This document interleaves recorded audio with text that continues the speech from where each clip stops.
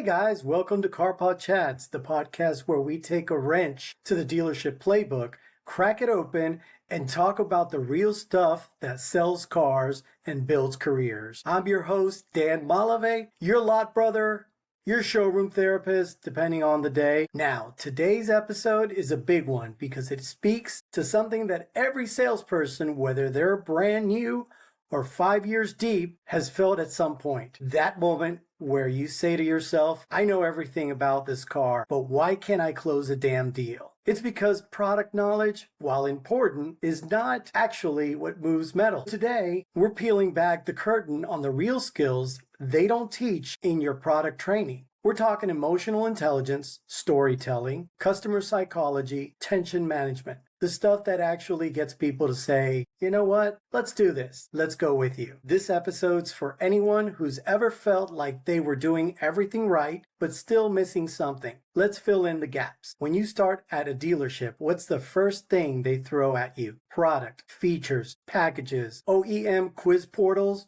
with acronyms no one remembers. And look, I get it. You got to know your stuff. If a customer asks whether an RDX comes with radar cruise standard, you should be able to answer confidently. If someone wants to compare trims, you should be able to break it down. But there's that trap, and it's a sneaky one. Product knowledge becomes a crutch. And when you lean on it too hard, you forget to build connection. I can't tell you how many times I've seen someone give a flawless walk around. They're hitting every feature, quoting cubic feet like it's gospel, and yet the customer is just nodding, not feeling it, because there's no story behind it. Specs don't create ownership moments. Emotions do. It's the difference between saying the car has 13.1 cubic feet of trunk space and saying the trunk fits a full-size stroller and 2 weeks worth of groceries. I've helped 3 families this week with the exact same need. Product knowledge should support the sale, not lead it. Let's talk about the skill that separates closers from spec robots. Emotional intelligence. This doesn't get taught in any OEM manual. You won't find it on your certification tests, but it is hands down one of the most valuable skills you can develop. It starts with being present, really present, reading the tone of your voice, watching your body language, noticing when a customer hesitates, not because they're unsure of the vehicle, but because something unspoken is holding them back. And here's where most reps mess up. They talk right through those signals. You ever notice when customers overwhelmed, they go quiet, and the salesperson responds by talking more? Stop, breathe, match their energy. A woman once came in with her son, barely said 10 words. My instinct was to fill the silence, but I paused instead, looked her in the eye, and asked, is this your first time shopping since the accident? She nodded. Her husband had passed away a few months earlier. She was trying to stay strong for her kid, but everything about the dealership, the decisions, the pressure, it was a wave crashing on her. You think quoting 0 to 60 times was going to help? That deal closed, not because of what I said, but because I knew when not to say anything. Sometimes silence is the most powerful part of your presentation. Asking the right questions. If there's one thing I wish every Green Pea learned on day one, it's this. The sale lives and dies in your questions. Not your pitch, not your price sheet, not even your manager's TO. It's the questions you ask and how you listen to the answers. Most people use questions as a script. Are you buying or just browsing? What's your budget? When are you looking to buy? Instead, try questions that reveal emotion. Like, what made you start shopping today instead of last week? What's your current car missing that this one needs to fix? How will you know you found the right one? Let me give you one of my favorites, and it sounds super basic. What are you driving now? It's gold, because if you let them talk, like really talk, they'll tell you everything you need to know. Their frustrations, their fears, their expectations. I had a customer once tell me,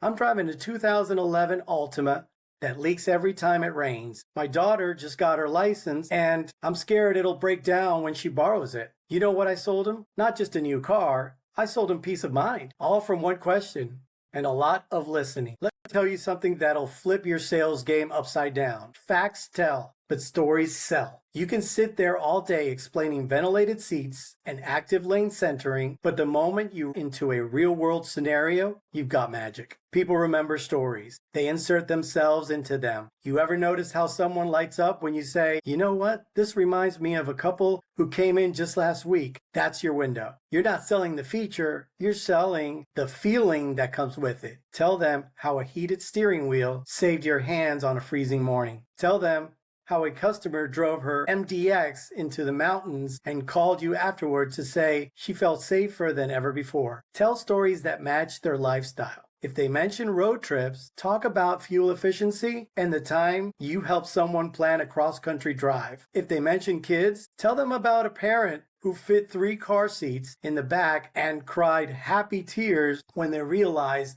they didn't need a minivan. That's what makes it stick. Specs are numbers. Stories are ownership previews. There's a moment in every sale where the temperature shifts. Maybe it's after they ask about price. Maybe it's when you bring them inside and appraise their trade. Maybe it's when their spouse says, let's sleep on it. This is where most reps start pressuring or they start backing off. But there's the truth. Tension is not the enemy. Pressure is. Tension is healthy. It means there's a decision to be made. Pressure breaks trust. When someone says, we're not buying today, I don't fight it. I say, totally fine. If I were you, I'd want to make sure I had all the facts before deciding. I'm here to help you feel confident when the time comes, whether it's today, next week, or a month from now. The statement does 2 things. It removes the pressure. It reestablishes me as a partner in the decision. You know how many times that approach has turned a not today into a, well, let's run the numbers. It's not about closing them.